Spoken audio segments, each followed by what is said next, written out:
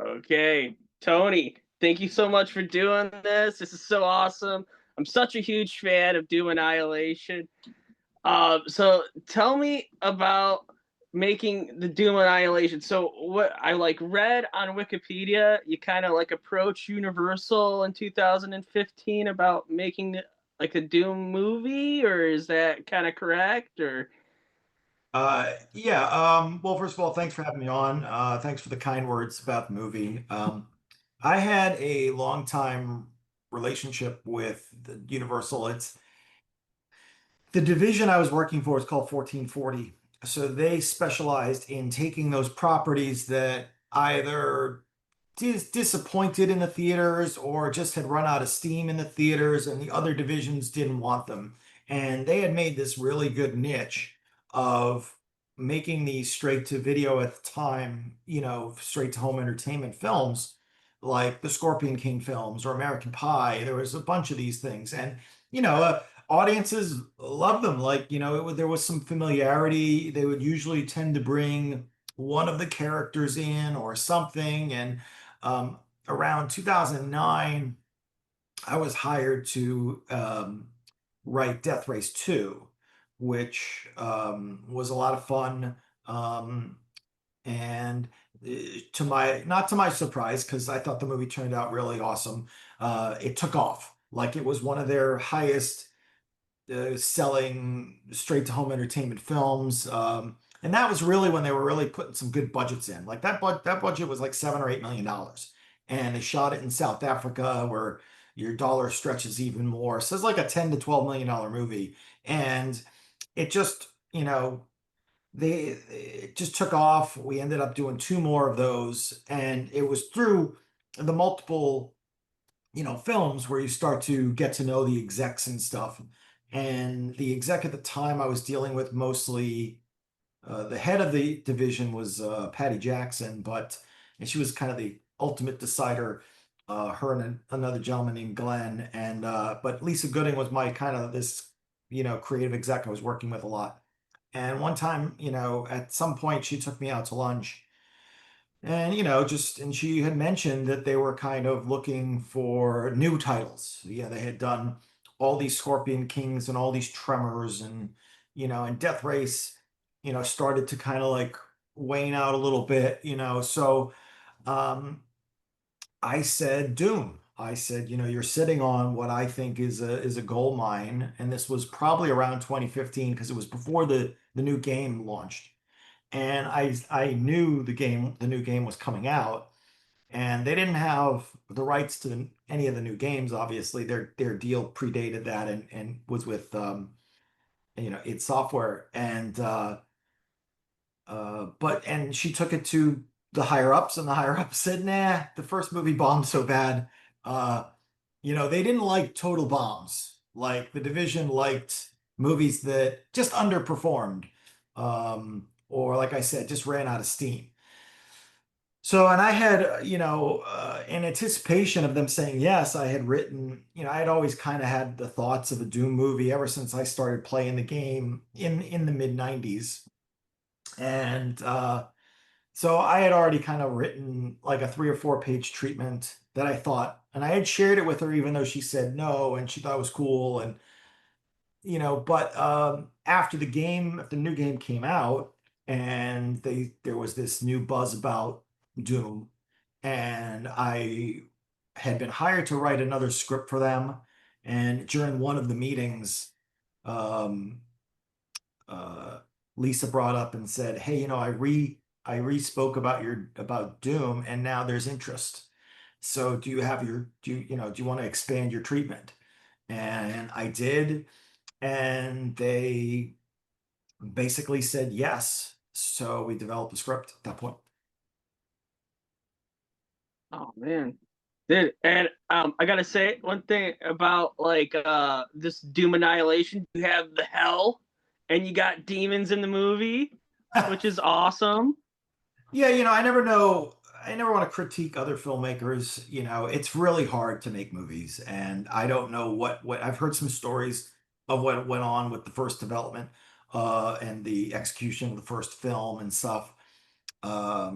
But to me, it was paramount that there be demons, there be multiple types of demons, and that we go to hell. I felt that those were vital, definitely something I thought that was lacking. I don't know the decision in the first movie to change it from demons, and I don't didn't know why they didn't try to go to hell. To me, that like those were the two things I said we need to do these two things, and I said, the Doom has such a simple a simple storyline, and it's an easy, we can create. There's Stanley Kubrick used to talk about how short stories made the best films because when you take a 1,000-page novel, you end up having to cut a lot out of it. And you have to take this short story, you get to add to what's the core that's already working.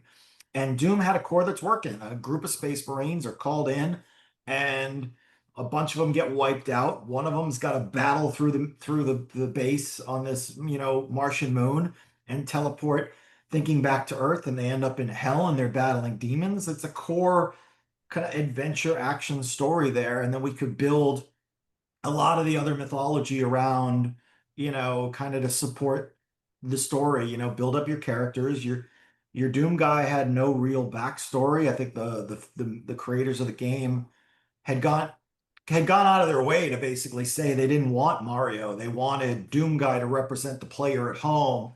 So we felt we had a lot of leeway in terms of who Doom Guy was and ultimately who she became. And also speaking of Doom Guy, right? Uh, James Weber Brown, like he looks so much like Doom Guy.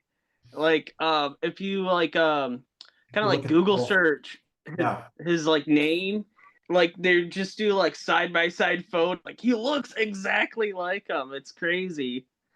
There was some desire to mimic his haircut. He didn't have that haircut when he came in, and there was we did a few nods. I had been, I was trying. I knew the limitations we would have, like in terms of budget, in terms of and this was a $4 million Doom movie with 1,000 visual effect shots and creatures, these suits, and lots of action. We just couldn't compete. So I was trying to find ways to make the movie pop. That wouldn't just be normal. And I was very heavily influenced. I felt that this was going to fit into that world of Resident Evil and Underworld. And, that's where the development of Joan came about.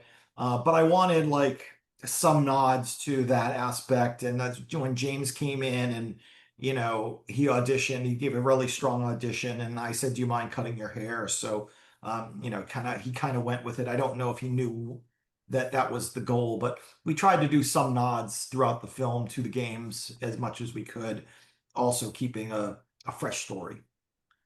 All right, on. Yeah, no, that's cool. That's pretty cool. I like that. Um, Also like the set design and stuff and the props. Did you get to take any of them? No, I didn't. So a lot of that stuff gets saved in case there's, some additional photography, which we did. We ended up once we had the film edited and put together, we ended up going back. Originally, there were some leaked shots of Joan in a cave, and that I think one of them even ended up on one of the boxes in one of the territories, and that was all just temp. We were trying to figure out what the Hell World would look like, so we put Joan, actress Amy Manson, in, and we put a couple of like just to give our digital artists some reference photography. We always knew we were going to come back and do the full CGI world because I wanted it done so differently. Ultimately, it was a lot cheaper just for the digital artist to create the new world than incorporate. Like we had gone to this massive cave we shot the movie in Bulgaria, and they had this mammoth cave, and it looked really cool, but it didn't look like hell. It just looked like a cave. So the decision was made, but like, some photos leaked out and stuff like that. But it was always I always wanted Hell to look nothing like the rest of the film. And it's funny because there was one um yeah, I mean, we when we found the BFG, there was some lost in translation moments with the Bulgarians. So they were all very hardworking, people, and we got along very well. And but I wanted when I pitched that, I said there needs to be like the secret chamber door, like it's in the games, and I just wanted the key card that matched up to on the wall, and then Joan was going to figure it out, put the key card to the wall, and then the door would drop, and then there would be the BFG, and I don't know what got lost in translation. It turned out to be a glass door, which looked great, but it's not what I wanted. But it looked cool, and you know. We basically built for a low budget movie. We built multiple sets. We obviously built the reactor, the science labs, and we did. There was probably we built the entire spaceship. We built the all of the hallways, and there were some low practical locations we incorporated in because we just were running out of money.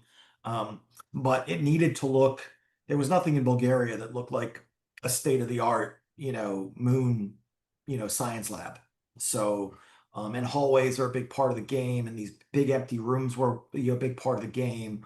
um but the challenges was filling these rooms ultimately. Like, when you build this big spaceship, the spaceship I thought looked really cool, but we didn't have really any money for art direction. So they're kind of big and empty.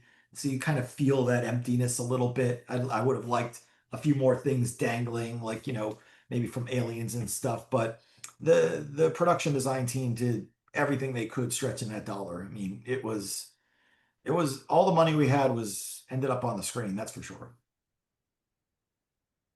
All right. Yeah, no, I mean it looks great. It looks great. It's a great looking movie.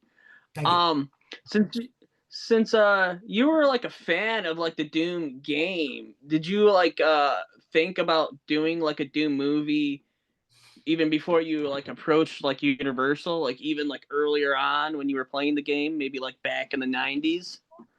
Yeah, I mean, it was really funny. So, my friends and I were going out and we were picking up a friend of ours. This was probably, I don't know, mid 90s. Whenever the game, I think the game had been around a little bit, but it hadn't been like, you know, widespread, popularity.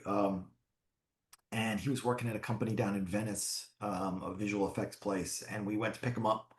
And he said, before we go, we got to play this. And they had it hooked up to the network where, like, we could each be at a station and be different Doom guys going through and battling the demons. We ended up playing till like 4 in the morning. We never even went out. And I just thought, man, this is so freaking addictive. Like, that was cool. And I ended up playing that, in the subsequent games and stuff like that. I probably started thinking of a Doom movie. Ironically, I was working on my movie Chaos, and I heard that they were starting to. I heard this was going to be shot, a Doom movie, and I tried desperately to get an interview, but I wasn't available. Not to say that I would have been in the mix for it, but like I was literally in the middle of production, and I was really bummed out because I was like, oh man, I could totally pitch that. When I saw that movie, I was a little disappointed. I thought there were some good sequences, and I like a lot of the actors and stuff like that. But I just felt that they strayed too far for me from the source material. That it's such a simple plot. Like, just keep it. Like, why make it Mars? It's the first game is set on Phobos. Keep it there. Keep it just. It's got all the elements there. I mean, the only things we added was the Joan backstory, and the idea of clearly the game had established that there had been experimentations with teleportation, And, we just kind of gave a backstory to that. And I think some critics or fans got a little confused a little bit by the fact that, they all think that these are aliens at first. But what would you think if you're a Marine in space and creatures are coming at you? You're not going to immediately think demons, it was just a line that they say they're aliens. And we try to bring in the priest to go, no, no, they're demons from hell. And, but nobody thinks the priest is like sane. But then when you go to hell and you cross that dimension, what we were going to explore in a sequel was the idea of clearly the demon race had left these markers all over the universe. And we were trying to figure out what we were going to start to explore their first visitation and what potentially could have, caused them to, you know, get extinct from our planet or expelled from our planet back into their dimension and stuff like that. Um, but sadly, 1440 shut down. I actually wrote the sequel script. It's done, and COVID stalled us. And then when COVID came back, Universal had made this decision because they had built up the Peacock network. That was basically home entertainment division now, and they kind of shuttled the 1440 division. That's why you haven't seen any, you know, new Scorpion King or Tremor movies or anything like that, or Death Race movies and stuff like that, because that division no longer exists. And it stinks because, it was a lot of fun because when you make a movie that's for home entertainment, there's a lot less pressure on you. You don't have to perform at the box office. And also, the studio's a lot more tolerant of your violence, your sexiness, those kind of things. If you're going into theaters and you got to advertise and all these different places around the world that might be a little, we don't do violence, we don't do too much sexiness, all that. But those Death Race movies, man, we just went for it. Like, and I wish we could have done a little bit more violence in Doom Annihilation, but like the budget was stretched so thin, like I wanted much more gross stuff. I got a few things in there, like, it was funny because the chainsaw thing, once you get into it, it makes no sense why a chainsaw is on that base, but I'm like, fuck it. Like it's in the game, it's gotta be in there. Like I also don't know why they would have an exploding barrel of, chemical waste hanging around, but fuck it. It's in the game. Let's shoot it and blow it up. Like at some points I had to just sit there and go fight my logic sense of what I would build a space base on. If I was literally building this base and the architect, I wouldn't put it, I don't know why a chainsaw would be there. Chainsaws for wood, but you know, we needed to have that shot. So, I did my best to kind of justify it, like, but hopefully like the fans would get it, and then anybody watching at that point wouldn't care that there was a chainsaw because but that's what we're going with. Yeah, I mean, I loved it, man. I was like, oh man, the chainsaw. I was like, ah, it's so cool. And she got into it, man. Um, All that spit, all that like snot and shit, that was all like, she was getting into it. And Amy brought a real like, these were all kids. And none of those kids were established. None of them really had done a lot of stuff. And, especially Amy, she was being asked to be the lead of a Doom movie. And, that's none of us really like. I kind of sense that the rabid fan base of the game would be definitely critical of everything we did. I was a little bummed out by some of the personal attacks they had made on her because she's just an actress doing her job. Um, and it's not her fault that we made Doom Guy a girl and that that kind of stuff. But I thought she did really great. I think she's a really talented actress. Works consistently. If you watch HBO, she's in The Evers and something like some other stuff. But no, I mean, I thought she was great. I mean, I only seen like one person say something bad, but I mean, I don't know.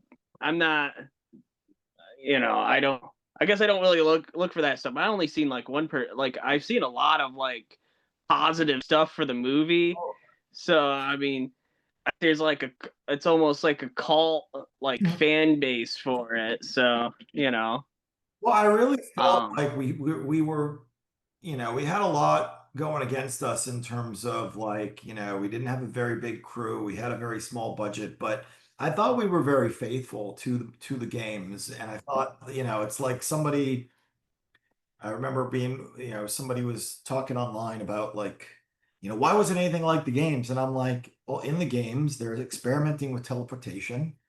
Marines come in, everyone but one dies. The one has to battle all the way through. Like, what's not about the game? Like, what, and I think a lot of people were had only got introduced to Doom through the 2016, the Bethesda games. And I think if you only knew that, then yeah, we don't look anything like, that world.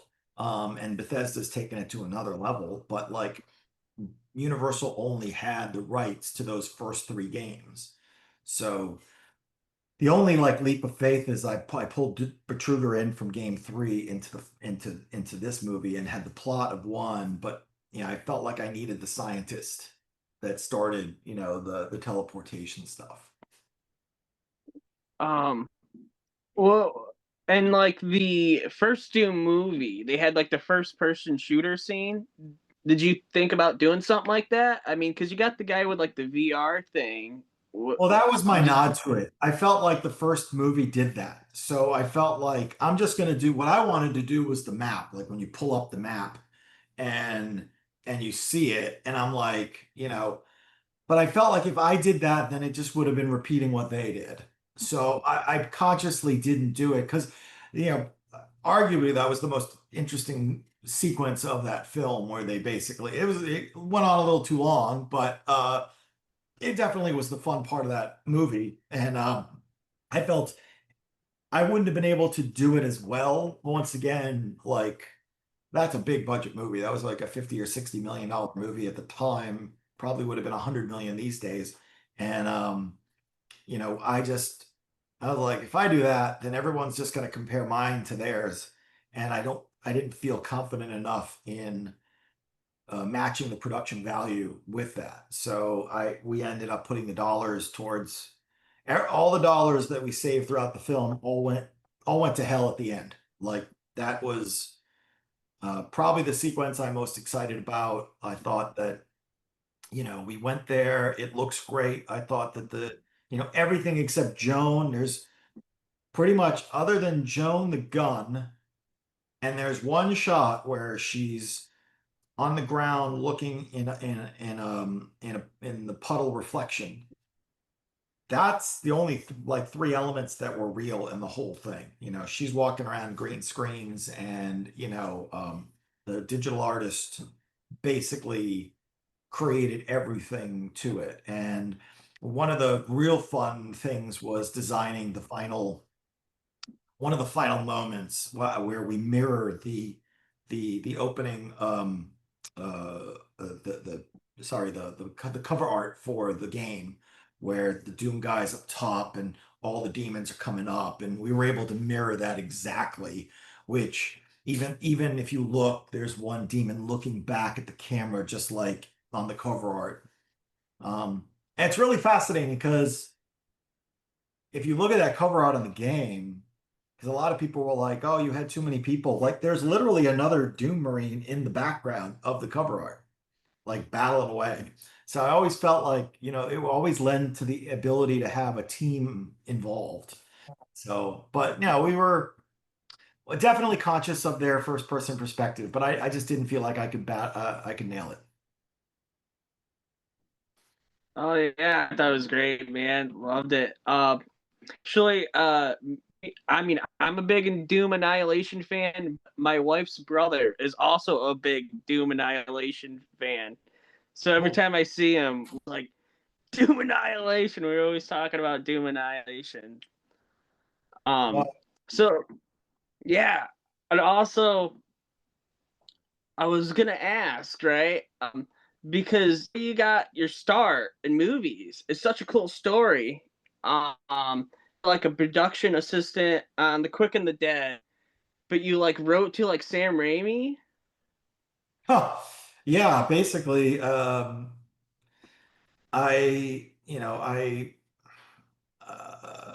was just a kid. Well, my love of film started really with horror movies. I watched all the Friday the 13th, and I was probably the only like 9-year old probably watching like Texas Chainsaw Massacre and stuff like that. My family got a VCR when I was pretty young, and I would stay up late watching, scary movies. And then a friend of mine was, probably when I was like 15 or something. He's like, let's go into Boston. I grew up in Massachusetts. He's like, let's go into Boston. I heard this kind of, he was always bringing me to like the weird movies, like more art house. So he's like, this is a cool movie. So I'm like, go. And it was called Evil Dead 2. And I was like, I never even heard of Evil Dead 1 at that point. Like, I lived in the suburbs of Massachusetts. There wasn't the internet to, Evil Dead didn't really get a massive release. I think I probably saw the box in the video store somewhere, but it never dawned on me to watch it. And I sat and watched this Evil Dead 2. And I know you're supposed to be like influenced by like Lucas and Spielberg and all of them, but man, when I finished watching that, I had such a blast watching that film. I did a deep dive of who the filmmakers were, how they did that, went back and watched Evil Dead. So I knew everything about it, but I still didn't think I could be a filmmaker. I'm in the suburbs of Massachusetts. Like my dad owns a liquor store. We're just regular. There was no entertainment connection. I was popular because my dad owned a liquor store, but not like, there was no connection to the movie industry or anything like that. I went to college. I was studying business, and midway through, I was like, I don't. All these business classes, any company's gonna just teach me how they want shit done. So I took a film class as an elective, and I fell back in love with. I'd always, I worked at a movie theater when I was a kid. I was working as in a video store through college. I always loved movies. And I just started studying it, and then I was coming up on graduation, and Army of Darkness came out my senior year of college, and I think in that January or something, and I was graduating that May, and I went and I saw it, and I was like, man, this guy is, I was following his career. I knew he made Darkman. I knew he did some other stuff. And, but I was like, man, these guys are just continuously having fun, because that's clearly not as scary as the others, or, it's a little bit more of a comedy, Army of Darkness, I think. But clearly the filmmakers were having fun. They were passionate, still wildly inventive. So I don't know, it was probably like March. And I kind of decided I'm going to at least try to go out to LA and, you know, make a go of it, see what happens. And I didn't know anybody out there, but so I said, let me just write to him. So I wrote a letter, and I try not to make it like I try not to make it a fan letter. I tried to, say who I was, what I wanted, what I was going to do. And I was seeking a position within his company. And, I put a little thing in. There's a continuity error in Evil Dead 2 when Bruce Campbell is moving through the basement and the chainsaw's on the wrong hand. And I kind of highlighted that, and I said, who missed the ball? Like I forget exactly what I said. And a few weeks later, I got a letter back from his company, and I just thought it's got to be a form letter.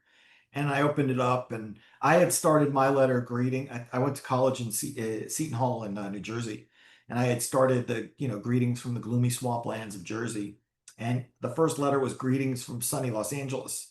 And so I thought there was a personal touch there. And then he basically went into more of a form, like, liked reading your letter. If you move to LA, look, I'm in between projects. I don't have anything right now, but if you do decide to move to LA, look us up.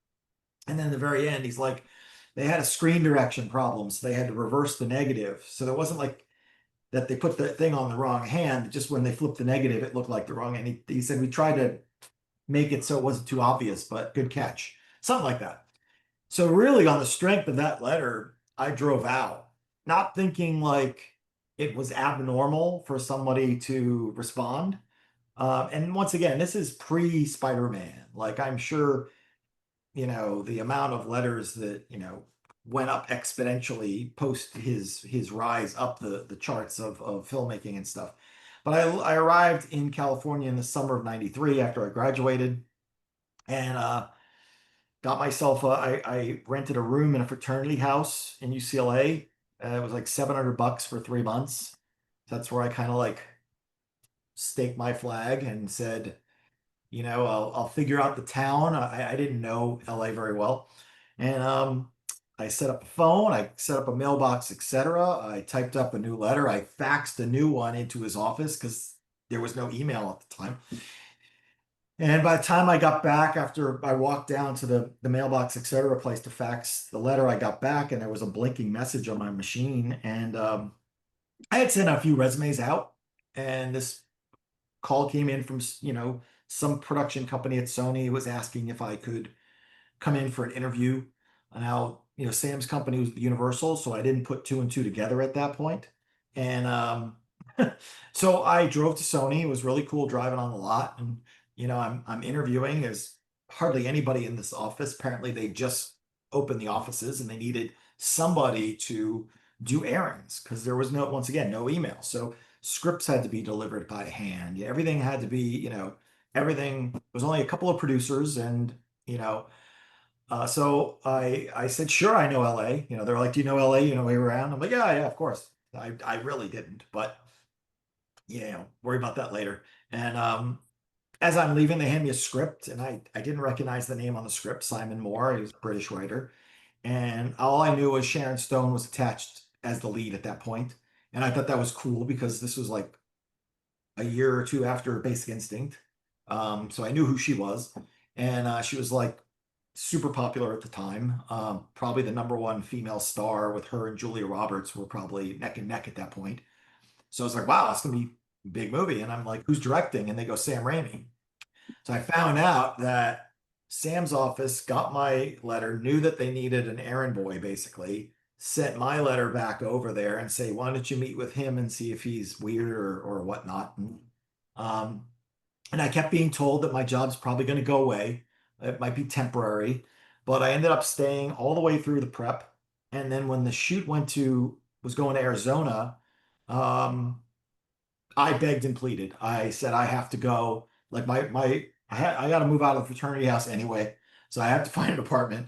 I'll get an apartment in Arizona. So the production ended up keeping me on, and I was basically Sam Raimi's PA. I was the location PA, and I was the second unit PA, all for one paycheck. But I didn't care. Like to me, that was the greatest, still one of the greatest experiences of my life because it was such a wonderful like film to be part of because not only am I working side by side with my hero who inspired me to be in filmmaking. I don't know how many times that gets to happen to an individual, but the guy who inspired me to seek out film, he's now like I can talk to him on a daily basis. I seeing how he sets up his shots. I'm seeing how he converses with crew and cast. And I was there in the very early stages. Like I remember he actually brought me into the office one time and he had his storyboard artist with him, Doug Leffler,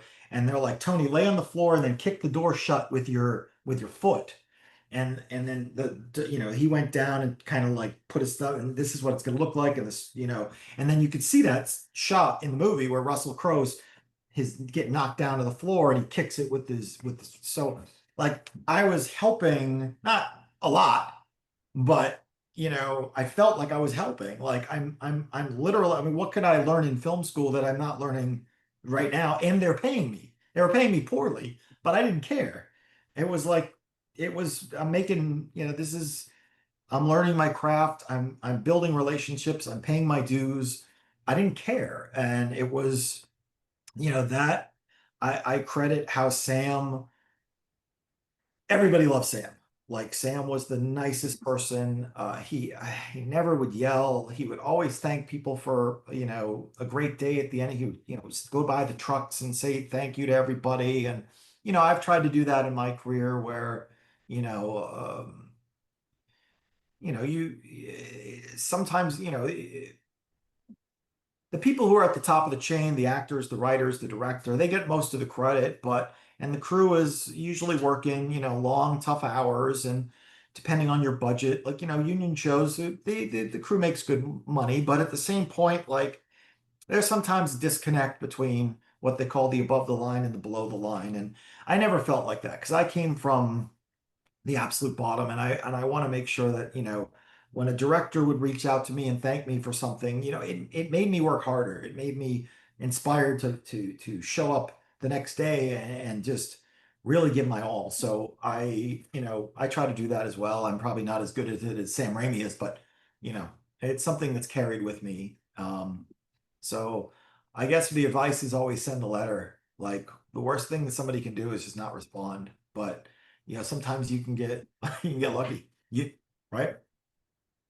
Yeah, I mean that's what I did for like interviews. I just send a message and they might say yes. I think that's how you hit me up, right? Yeah, yeah. And there's just a couple more things to ask because I got my Terminator 2 3D The Ride shirt on. I don't know. You I was worked noticing on that that. across time. I did work on that, yes.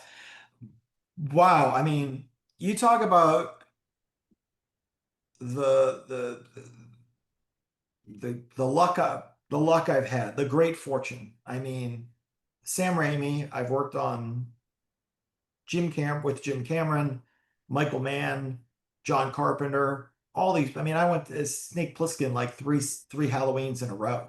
Like, and I got to see, you know, uh, and work with all these people. Now on that one, man, that was really interesting. So the interview, it was called Project 640.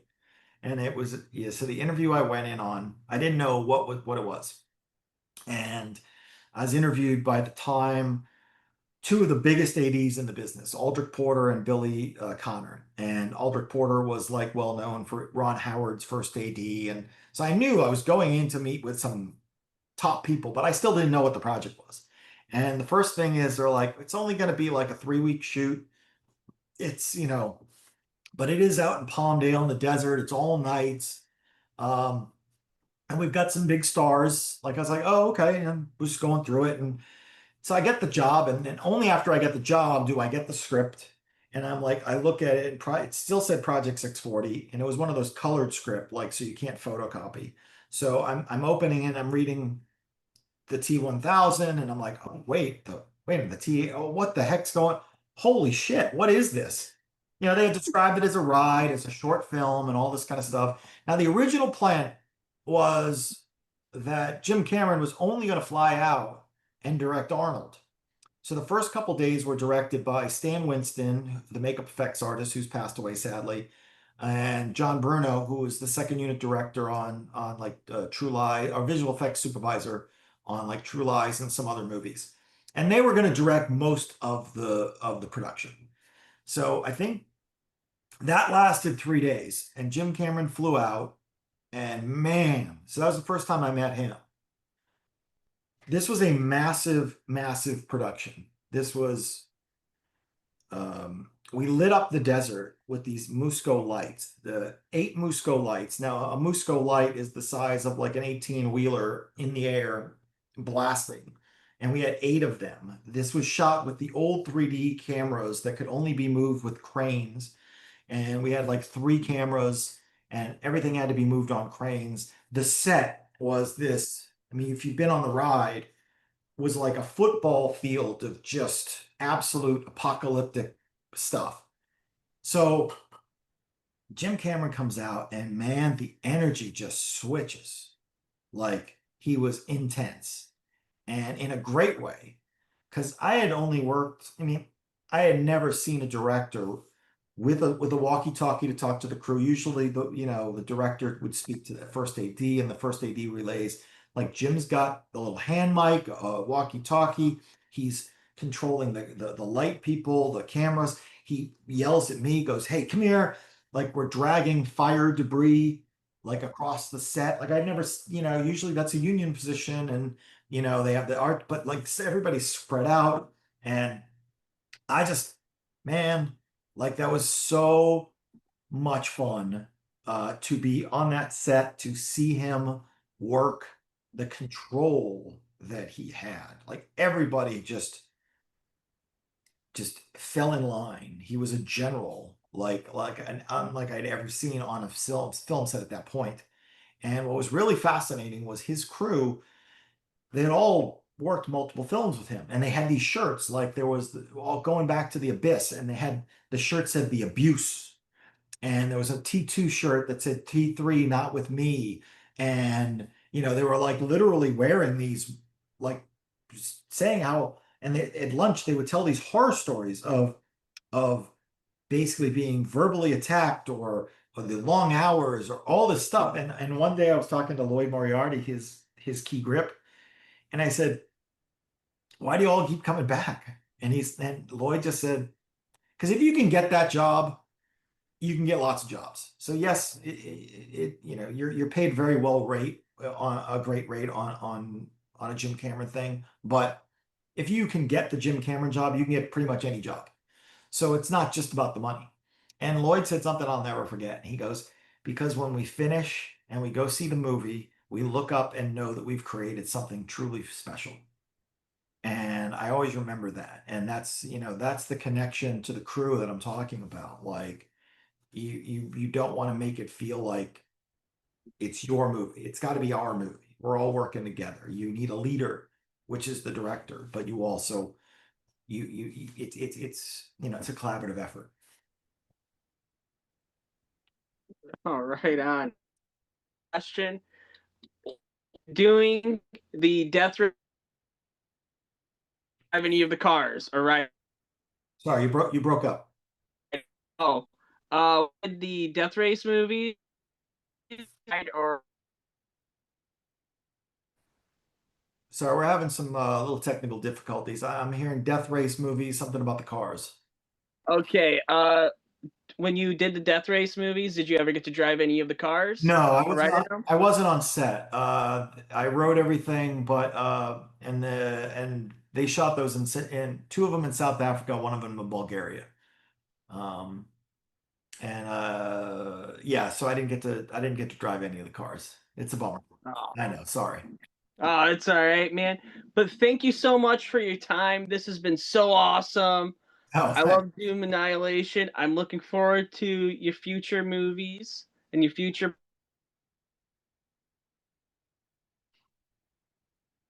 Sorry, you broke up again. You broke up again. Oh, oh! I just said thank you so much for.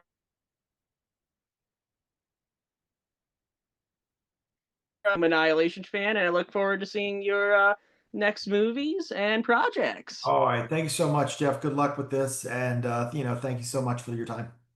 All right, bye.